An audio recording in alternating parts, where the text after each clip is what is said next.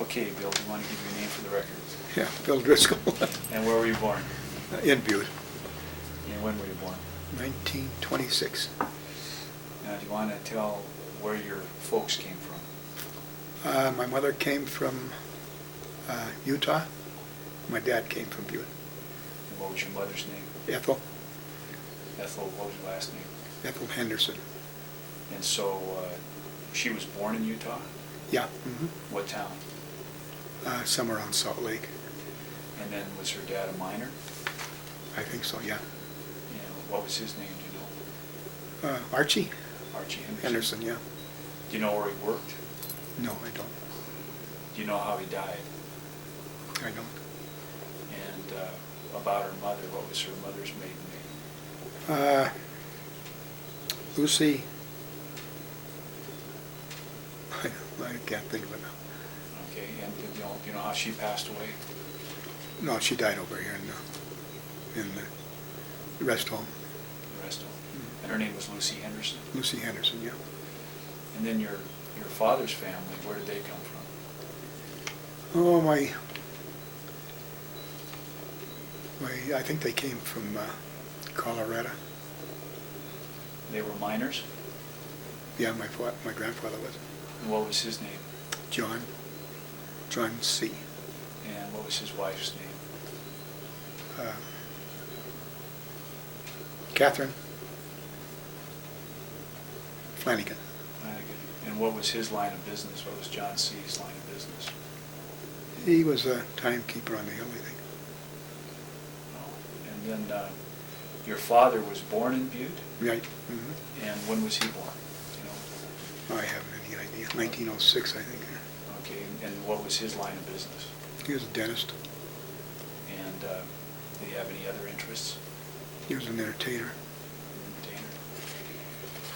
And then your father and mother, how many other kids did they have? There was 4 of us. And what were their names? Jack, Bob, Dan, and myself. And is that the order of their age? No. Be Jack, myself, Bob, and Dan. Okay. And your mother's name was? Ethel. Ethel. And then Ethel, did she work?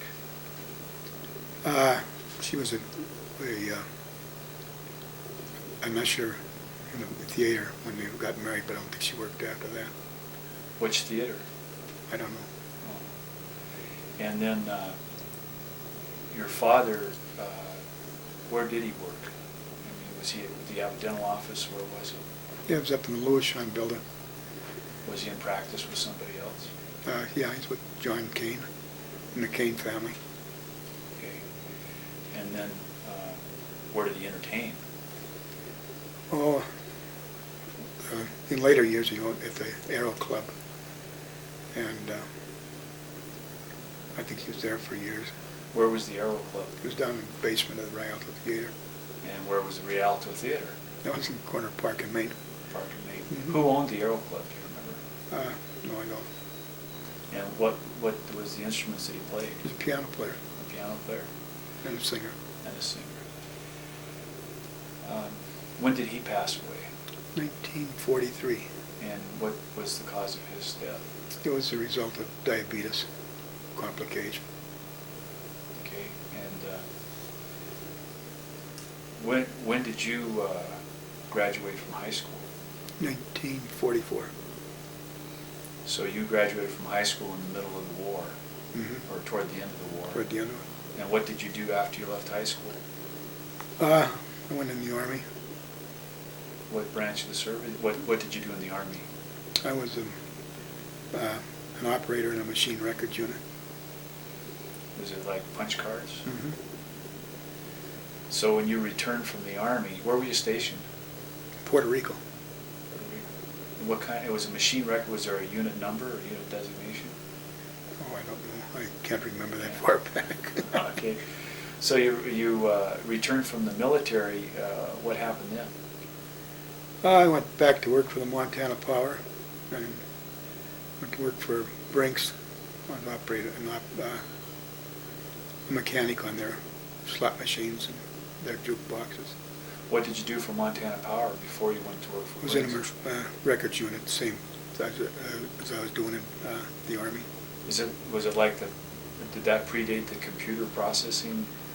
It was office? early they were using IBM machines at that time. That was when computers first got started, I guess. And so what caused you to transition from doing machine records for Montana Power and going to Brinks? What was that all about? Salary was one of them. And I don't know, just one of the other people in the Montana Power went down there and he asked me to go along with him.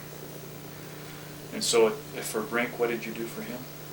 I serviced his jukeboxes and slot machines, pin games. Do you remember how many of those were out in the town? There was hundreds of joints at that time, and he probably had 60–70% of them. Did you have how many pinball, how many slot machines did you So I service? have any idea at this. Was it thousands? No. Hundreds. Be in the hundreds, yeah. What years was that? 1945 to probably 47. And so slot machines were legal during that time? They were legal in Butte, but no, they weren't legal. They weren't. No. So what caused the slot machines to finally leave if they were operating when they were illegal, but they still ended in 1947? What caused that? About that time, they started with the Kefauver Commission, and they kind of clamped down on all gambling.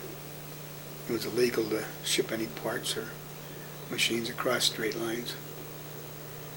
And Arnold Olson jumped in. He was the Attorney General at that time, and he shut her down. What were some of the incidents you remember during that period when it was being shut down? When it was shut down? Yeah, what happened? Well, they come on. They started a raid one time, and they were Who's they? The Attorney General and his staff. And they came to Butte, and we had hidden most of the machines underneath the sidewalk in front of Brinks. It was kind of bulkheaded off, so they didn't get much. I mean, they got just what the Brink could get along without. And then I started servicing strictly jukeboxes and pinball machines. Well, when you serviced them, does that mean you went and collected the money? Or you No, just I repaired them. You just repaired them. Mm-hmm. So each bar owner collected the money. No, we had a man that traveled throughout the bars, and he and the bar owner would count it and collect it. Was it possible for some bar owners to fool with their slot machines? Well, not likely, no. So they were pretty honest machines. Oh, yeah. And who was Brink? Brink, he was I don't know, I don't know where he even came from. He was kind of a colorful old guy. But as far as I know, he was here as long as I can remember. Was he a native Butte person? I don't think so.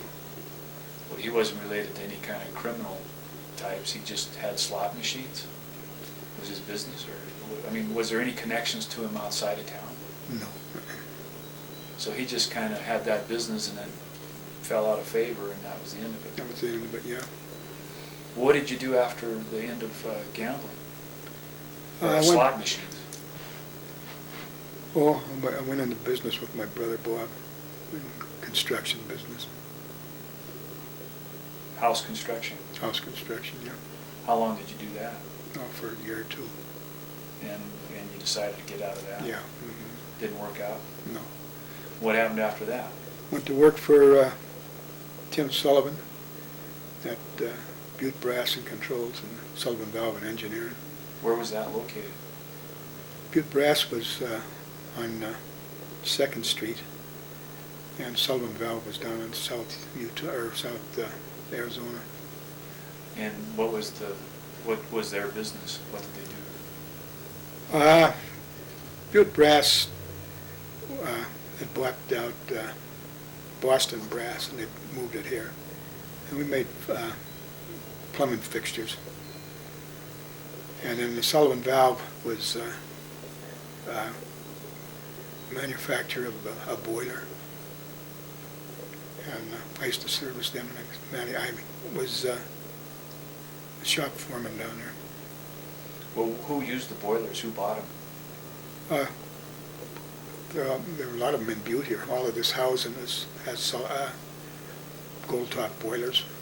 They were made here in Butte? Yeah. So they were home heating systems? Right. Mm-hmm. Were they hot water heat? Hot water heat, yeah. Have they turned out to be good systems? Well, I've had one in here since 1950, and it's still going. And then what happened? Were they made out of brass? No, Butte Brass was because of the was named that because it was originally Boston Brass, so they just changed it to Butte Brass. They had nothing to do with the boiler system, so. Okay. And so the materials for the boilers or the plumbing fixtures, where did they come from? We had to ship it in from the east. The thought was when they set up the plant here that they could get copper locally, and they found out they couldn't. They had to go through the system and bring it in from the east. And why couldn't they get copper locally? I don't know. Some restriction the Anaconda Company had, I guess. And so what happened with each of the businesses, with the plumbing